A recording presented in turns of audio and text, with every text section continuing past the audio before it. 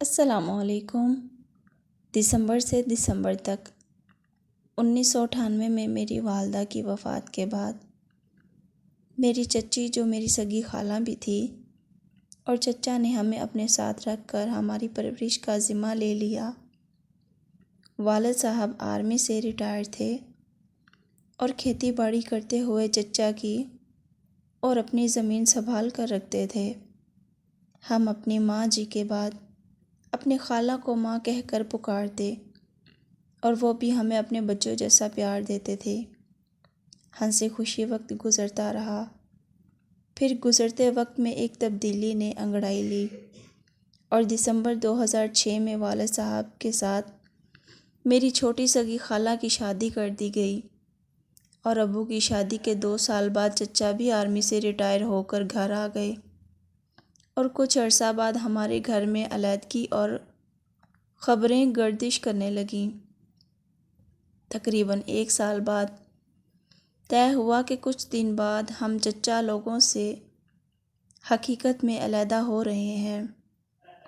یہ خبر جب گھر کے ہر بچے اور بڑے تک پہنچی تو ہنستے ہوئے چہروں پر اداسیوں نے ڈھیر جما لیے۔ یوں محسوس ہوا جیسے کچی آبادیوں میں آئے ہوئے سیلاب میں ہماری مسکراہٹیں بہہ گئی ہیں۔ میں یہاں نہیں لکھ سکتی کہ ہمارے علیحدہ ہونے پر کون تھا جو سب سے زیادہ خوش تھا، لیکن جو بھی تھا، ہم دسمبر 2010 کے آخری دنوں میں ایک گھر کے 2 گھر بن گئے۔ ایک گھر میں علیحدہ علیحدہ جلتے ہوئے چولہے ہمارا خون جلانے کے لیے کافی تھے۔